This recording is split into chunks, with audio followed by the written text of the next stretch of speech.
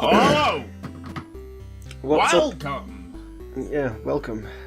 Can you do the Skeletor voice? Welcome! Hey, that's the shit I like. Oh yeah, baby. Oh yeah, baby. Welcome to. Is this the first content of 2018? Oh shit.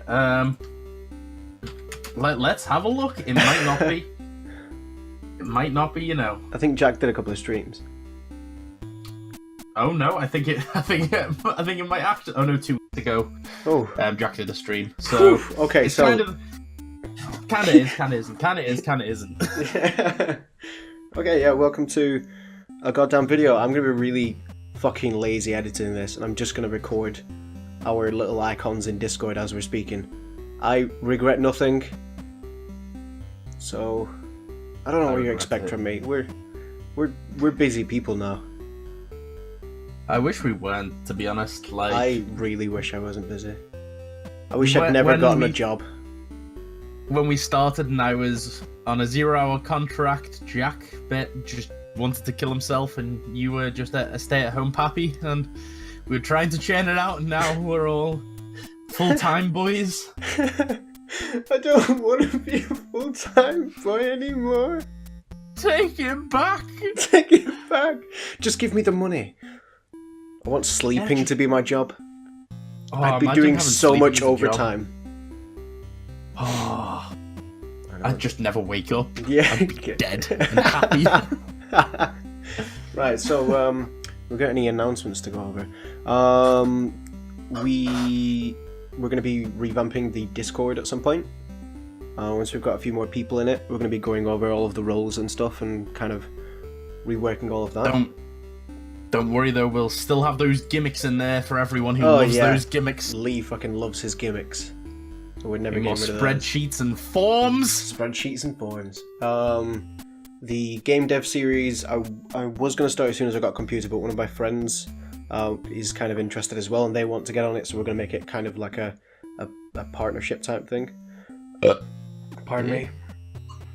And I don't really have anything else to announce. I think the other announcement is we've kind of got a new thing with Patreon. We've said it in a past video though about the Patreon.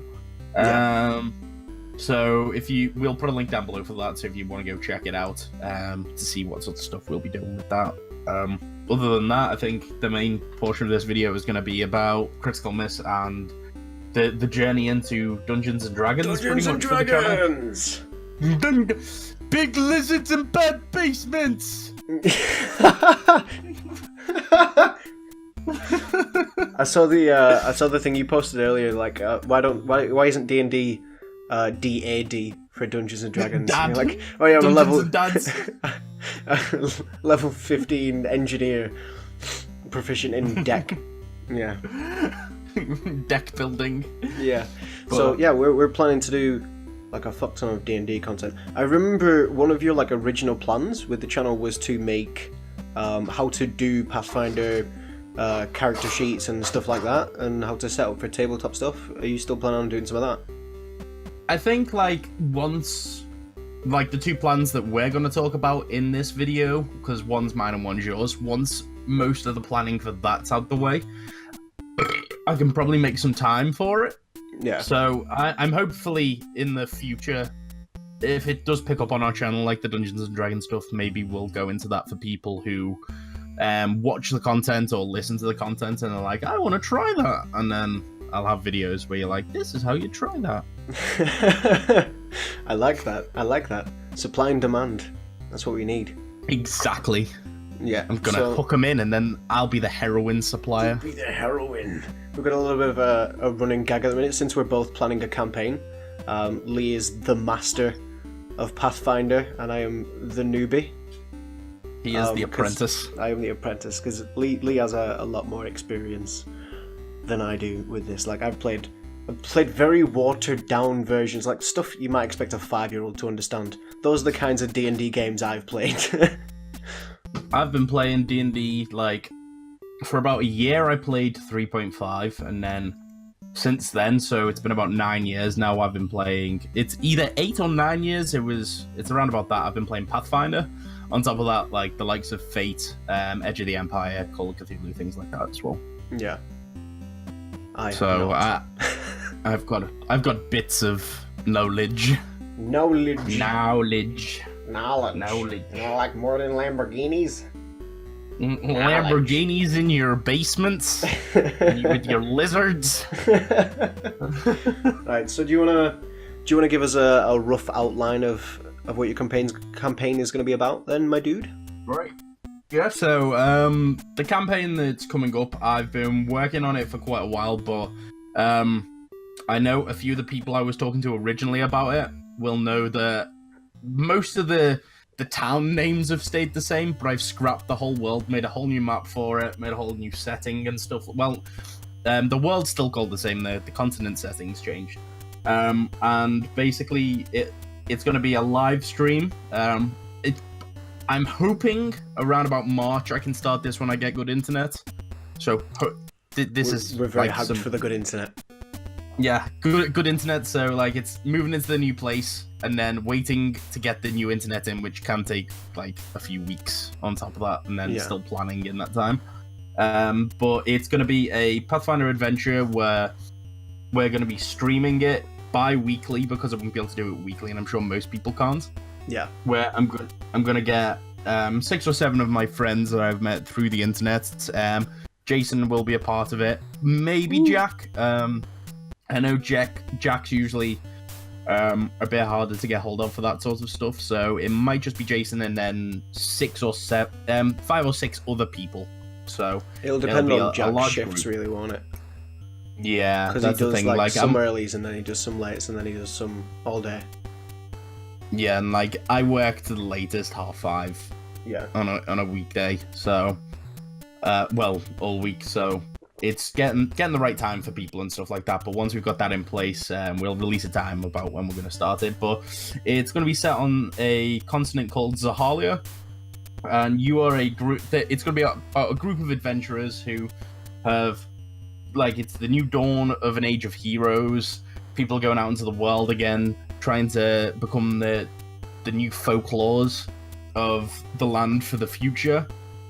And there's been a war in the past, about 10 years in the past within this game, and while it's been quite peaceful, something's starting to shake the foundations of the treaty that was made. An item has been stolen from one of the losing countrysides, causing a lot of instability and infighting between the council was put together to make sure this doesn't happen again.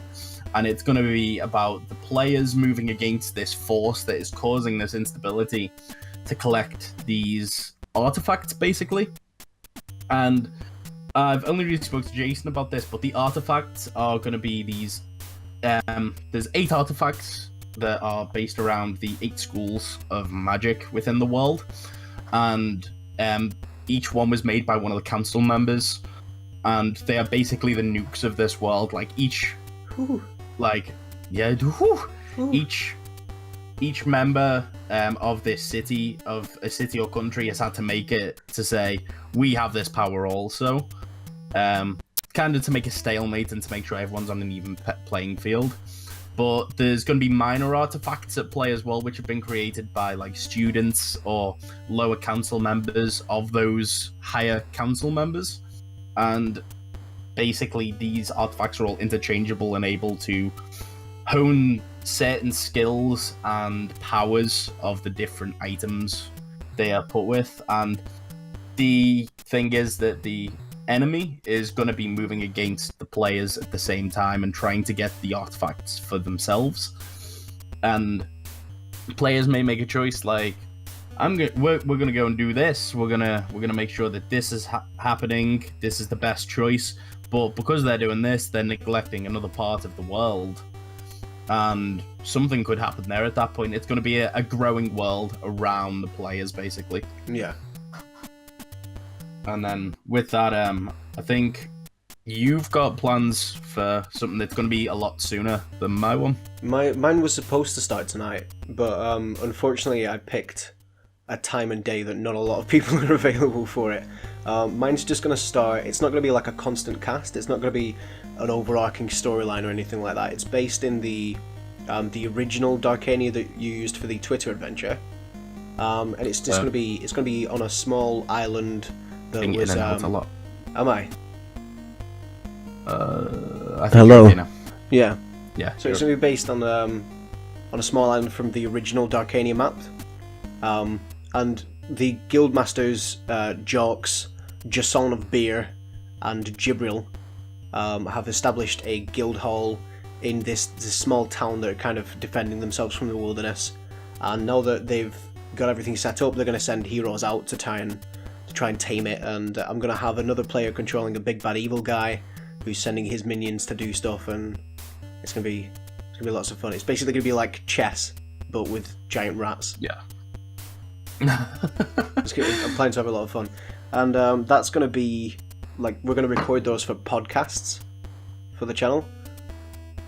I have no idea what I'm going to do if they get to like 6 hours long or something, but yeah, with that, like I said, mine's planned for a live stream, while Jason's is planned for like a podcast style thing, so there won't be any webcams or anything like that, and it'll be a lot more streamlined because you'll have the opportunity, with it not being a live stream at least, to quit out dead air and add music to it, because you'll be able to add I did actually stuff.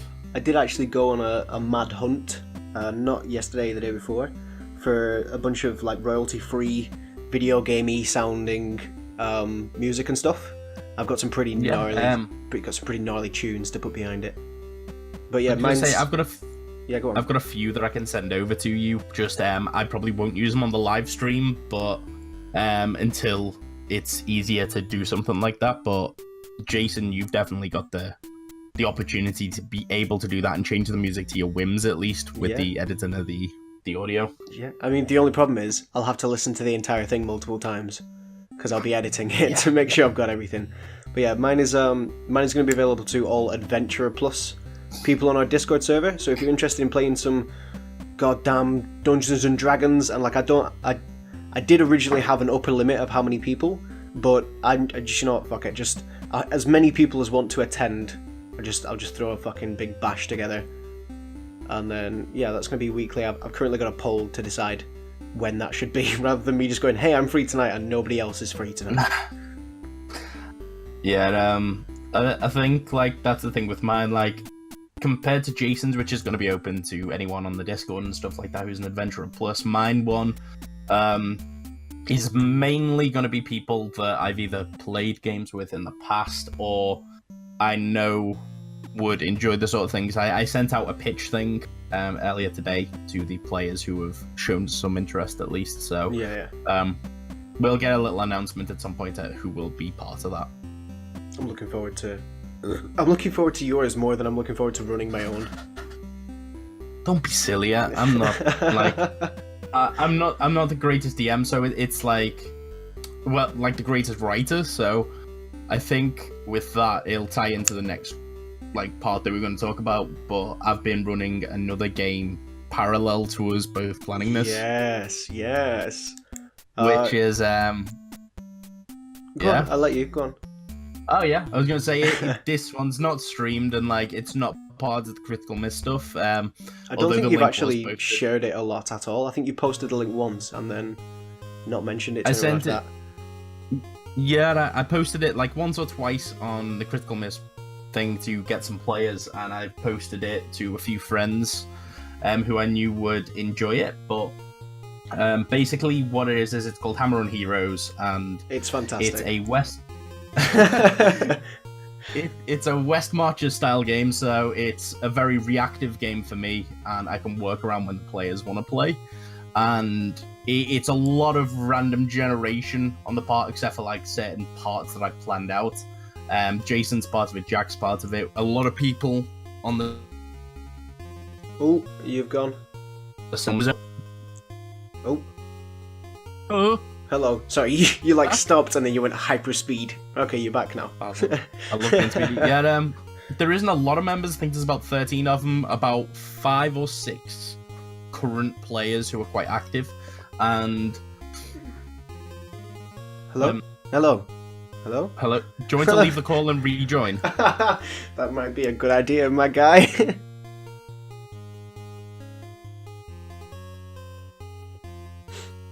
Hammer and Heroes is great. So you just you gotta... Oh, hello. Speak. Hello? Hello! That's better. Sorry about that. That's okay. Yeah, so it's got about 6 active players at the moment, and basically what they do is they go into this world that I have made a map of myself, and it's the player's job to post adventure write-ups so other players know what they've found, to create the maps, so their own version of the map at least, so players can figure out where things are supposed to be so in case that Lee someone wants can to go. taunt us about how accurate our maps are. And it's mainly like... It's I a lot think of it's like- exploration and simulation, I think, is yeah, what I would like call it. Because you've got your rations and your water skins to make sure you don't die, and then you've just got, like, where do you want to go? Is that where you think you want to go? It's a lot of exploration. Like, we've been lost for, like, I think maybe 10 in-game days now. I think it's a very, like, it's a basic version of the game that follows the rules of Pathfinder easily. So I've got a few house rules myself, like I steal a few things from 5th edition Dungeons and Dragons, like advantage, disadvantage, but it's a lesson to both a dungeon master and the players, for the players to easily start learning this system as they play, because they play when they want, basically, as long as it fits within my schedule. And on top of that, I get to DM a lot more, so I can learn how to improv a bit better and start weaving like bits of story elements into it, and learn how to make this a living world, basically. It's a lot of fun. It's a lot of fun, and I'm gonna put the link in the description. And if you like Dungeons and Dragons, or like the idea of it, it's definitely a good place to start getting into it, or just to enjoy it if you do like playing Dungeons and Dragons. But the only problem I have with it is we're using a Discord bot called Sidekick, and it fucking hates me. Okay? Yeah. It hates me. It fucking hates me. I think like one of the big things is like I spoke to Jason about this because we played basically a pilot of his campaign. Yeah. And something that kind of is different compared to like normal D&D games and a West Marches game is every role that I do as a DM, you guys see. Like, I don't have any hiding of anything. So I can't fudge any numbers and make it a story element and be like, oh no, you've just missed, knowing that they might have actually, they see if I hit them badly. And it has led to some very frustrating... So it caused a lot of like highs and lows in the game. Like, Yeah. there's been moments where there's been lows, like people like, we're just gonna die out here. Like I just don't see the point. And then due to bad roll after bad roll after bad roll for me of like missing, they'll suddenly get the upper hand again, beat something and feel great and post about it. So I think it's one of those of you can play it, like click the link. I'm happy to DM it as long as it fits in a schedule, but you need to know that it won't be for everyone at a West Marches game. Hello? Hello. He's gone again. No, I can't hear him. But yeah, it is a lot of fun. And like I said, because he doesn't fudge any dice rolls, it doesn't lead to some very tense moments. Like I think we've had like 4 or 5 very close total party kills at this point. Can you hear me now, friend? He's gone. He's Hello? dead. Hello! Oh, there we go. Oh, there we go. What was the last thing I said? You pretty much finished what you were saying, and then you said hello, and then you vanished. Oh, okay. Yeah. Cool. But yeah, I think with that, like, My first, the pilot session that we played, I stole directly from Matt Colville. I just straight ripped it from his How to Run the Game series. as in like his little dungeon thing His with little the dungeon thing, spare yeah. room and I that? just replaced the goblins with undead. Is that all you did? Well, I moved the rooms around a little, but then I was like, Yeah. everything else is this. Like, the amulet that you picked up, that was to open a secret door in the back room. Unfortunately, none of you would go near the lady. I forgot to mention the NPC, and you all got very suspicious. Yeah. So we all got very suspicious. I made mistakes. Okay. With you saying that as well, I'll tie into this. That like, I think a big part of me wanting to play more Dungeons and Dragons, especially for the channel, has been things like Critical Role and Adventure Zone. So I've had big inspirations from them. Have you been listening to some Adventure Zone? I've just finished in the Moonlight bit. The episodes that are titled something in the Moonlight or something like that. The Lunar Interlude bits, or yeah, the Lunar Interlude. Yeah, no, it was an interlude, but they were on the fucking moon. The first one. I know which one you mean. Yeah, the first time that they go to the moon. Yeah. Yeah. Adventure Zone is great. It is fucking. Critical Rollers as well. I checked that, but like when Jason said that he wanted to start playing Dungeons and Dragons, like after a few West Marches games, and maybe run his own series, you'd like come up with your own basically simple system, hadn't you? Yeah, I did. I spent like 3 days writing a really simple system. And I was like, you know what, fuck this, I'm just going to use Pathfinder. Yeah. And I was like, you should really check out this guy, Matt Colville. He's a big Dungeons and Dragons guy on YouTube, and on Reddit as well. You'll see a lot of posts from him, but basically he is a godsend to anyone who wants to start DMing themselves. He is, and I love him. Everyone loves him, Matt Colville. For people who don't know him as well, he's also like, I think he's the lead writer for Turtle Rock Studios, yeah. Yeah, who did they did the Evolve games, and he was also the lead writer on, I think it was Mercenaries 1 and 2 as well. Yeah, they did the Mercenaries games as well, yeah. But I think to finish this up, we'll talk about some sessions. Yeah. And like, what was your favourite moment from one of the sessions? You went a little bit roboty there, but I heard what you said. Could you just say hello so I can... Hello? Hello? Oh, right, okay. You went like super roboty, and then I heard a... Bird. It's okay. What was your favourite moment from any session so far has probably got to be the very near TPK in the Hammer and Heroes game. The one you're gonna say which one though? Yeah, which one? The wolves, yeah, where like we just got destroyed, and then everyone suddenly like rallied. It was literally it like was half an hour of us eating shit and 5 minutes of us winning. It was beautiful. The thing is, as well, like it was one of the players' first adventures in like the whole game anyway. Yeah. And I'd feel bad if it was a TPK, his first game, loses his character straight away. So I wasn't going easy on them, but at the end I went, I'm gonna give you a lifeline. I'm gonna give you all one chance to stabilize on top of what you've done. And luckily they stabilized back to 0 health. Like halfway through the fight, he was like, well, if you guys start trying to intimidate them, you can make one of the wolves run away or something. Like, nah, fuck that. We just want to punch it. And the thing with like a West Marches, okay.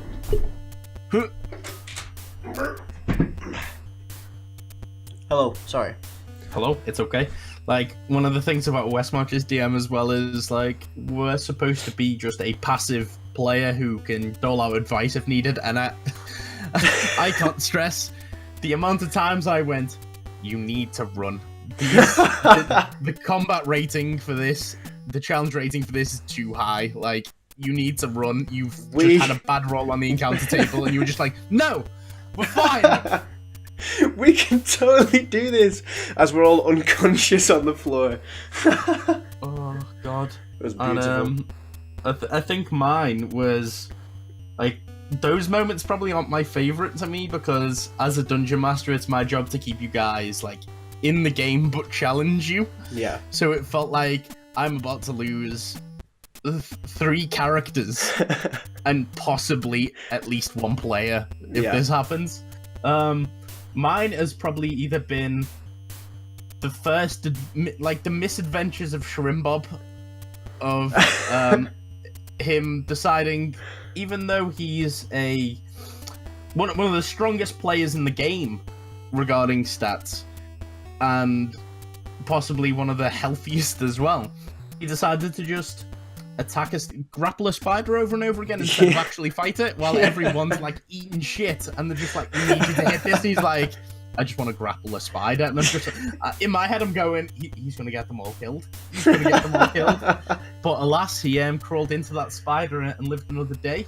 Yeah. And I think my second favorite moment was probably, it's a pretty close one, was the newest game where my friend Brody's new character Ribbo picked up. There was 2 rat swarms, and he got the rats down to like 1 health, and I was like, okay, there's only 1 rat left, and he was like, I want to pick it up.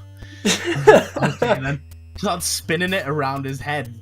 I was like, I want to use it as an improvised weapon to hit the other rat swarm. I was like, okay, then. He gets a critical hit. Yeah, natural fucking 20. Annihilates the rest of these rats with 1 rat that he's been spinning around his head. It's like he's playing a Gripply monk as well, so he's a small green frog person in some robes, just smashing up some rats, and I was just like, Jesus Christ. Oh my god. It was beautiful. I think the last question you had was, what do you think the most heartbreaking moment from the session? This is like from any session you've ever played in D&D. I want you to go first. Okay, the thing that you'll hold in the highest regard is like the first campaign that you ever play with D&D. Yeah. And this was my friend Callum's campaign. I played he was originally a bard. He was a gnome bard called Jenkins, who eventually cross-classed to an alchemist and then a dragon disciple later on. We were about 1.5 years into a campaign. We're in this big battle again. It was basically an orc army versus 6 heroes that are about level 8 or 9, and a group of ragtag misfit outlaws that we'd found who had decided to help us against this. And we were battling and we were doing really well. Like, we'd found this young golden dragon who had taken up our cause and was helping us. Jenkins was riding the dragon as a scout in the skies while we were fighting below. The mages started running slowly out of spells as it was going. A ritual was finished, so this demon got summoned. And at this point, the party was my friend Ant's character, who was an elven wizard. We had a half-elf magus, a dwarven fighter who was a gladiator called Taurus, Jenkins, and then we had 2 other players who couldn't make it for the first half of this, who were the DM's girlfriend, Natalie, who played a human, is starting to cross-class into Shadow Dancer, and my friend Sam, who was playing a half-orc barbarian. And at this point, they hadn't shown up. So, like, the only person who can take damage is the dwarf. Yeah. So he's holding off on the front lines for us while we're all trying to do our best. I'm getting shot out the skies.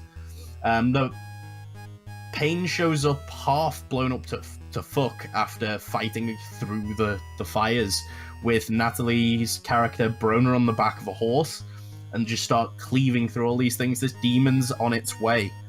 And I always forget the mage's name. But he summons like this big floating ball of water and just gets it spinning around this demon, so it can't move very far. And if it does, it'll stand in the water and the spinning will do damage to it. Yeah. And then Taurus runs at it. And as he's running at it, we're all like metagaming going, this isn't a good idea. It's just like, it's what my character would do. And it was like, okay. Jenkins has fell unconscious on this dragon, is spiraling from the sky while the dragon's trying to catch him. Ant's run out of spells, so he's got Dimension Door left to teleport away. And Broner's just disappearing all over the place, killing as many orcs to keep him away from the demon fight, while Pain is just cleaving through him as well, trying to work his way to the demon to fight it. Yeah.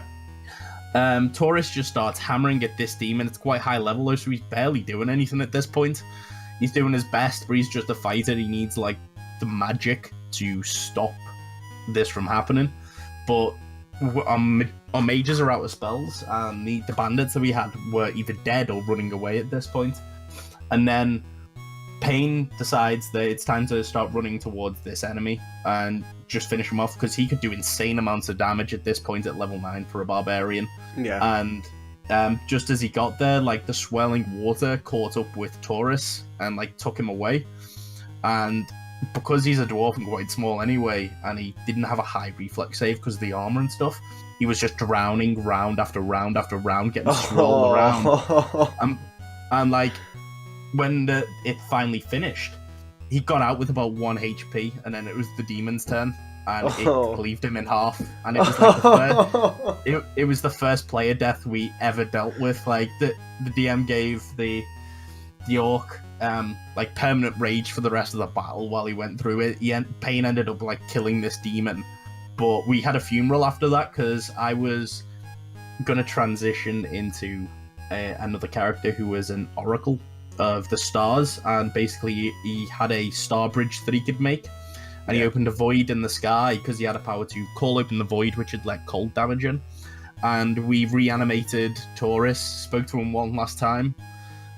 Someone magically had a fishbowl on him, put a fishbowl on his head, and we sent him off into the void before the undead spell would wear off, and he became the first space dwarf of our campaign. But it was the first time that any of us had thought, shit, we are just mortals. We can't just keep like fucking up this much.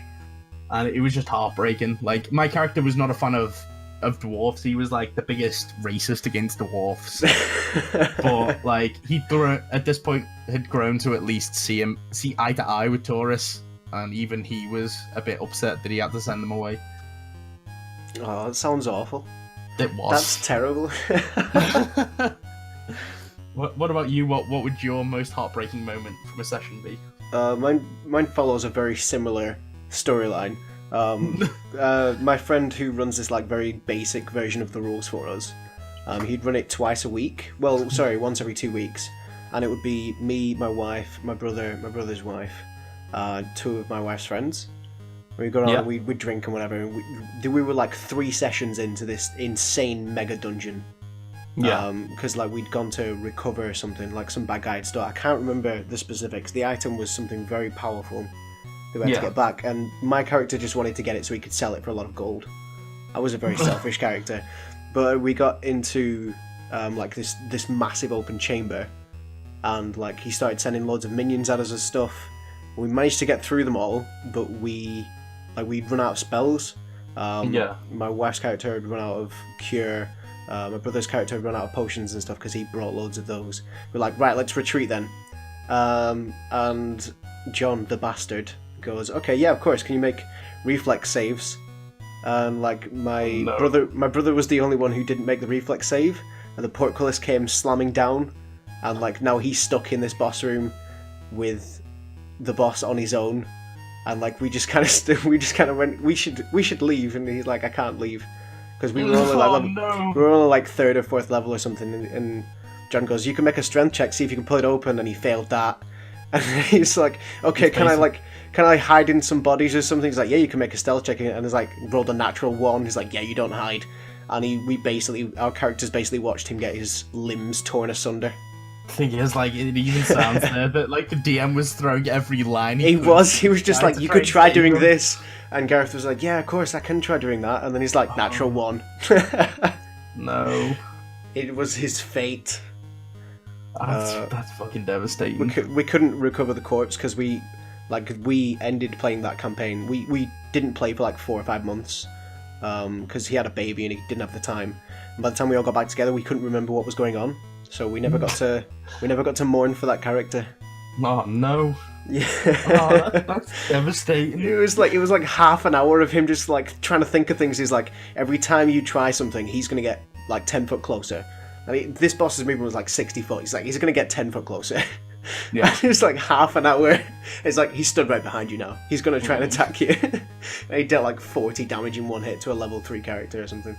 Oh. Yeah, so he just like ripped his limbs off. Like, it hurt. Like, hearing the stories where it's always the first player death of a campaign that's just Yeah. kind of the most devastating. After that, you deal with it like it's piss all. Like, Yeah, it's just making your after character that, you're the just best, like- and you're like, shit. You don't realize you can actually die, and then he You took are like just 4 invincible. times more damage than his minus Constitution.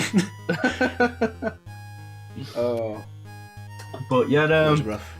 I think with that we'll wrap it up. Yeah, you'll- we'll end the episode on a downer. yeah, on a downer of our most heartbreaking moments. You'll see some of the podcasts for Defense of Northwich. soon Yes. through Jason. Hopefully in the next month or two we'll have some announcements regarding my live stream campaign, and other than that, we hope you stick around for the shitty content we make. Yes, so I don't know if the Twitter adventure is coming back, because to be honest it's a lot of effort to get written and make sure everything's scheduled. We can't pay for like scheduling services, so we can only schedule a certain amount of time. So it's just really awkward to keep up with. So I don't know if the Twitter adventure is coming back, but all of the time that would be spent on that is being put into the Dungeons & Dragons campaigns. The Northwich campaign, which is the one that I'm running, is open to all adventurers on the Discord server. You can find a link for that down below. I'm also going to add a link for Lee's Hammer Run server. You can expect news and updates in the Critical Miss Discord server about his campaign as well. I've forgotten the name of your fucking world, Darkania. Yeah. You can find links to all of that shit down below, including whatever else we've mentioned when I go back through editing. Thank you very much for watching. Like, seriously, come and join us for some goddamn D&D. Like, we started talking about this sometime last year, we were like, yeah, let's do it, and then every week we'd be like, yeah, let's do it, and then now we're finally doing it. We're doing it! I'm so excited! This is all down to Mickey Rourke. Mickey Rourke has Jeez. powered us through this.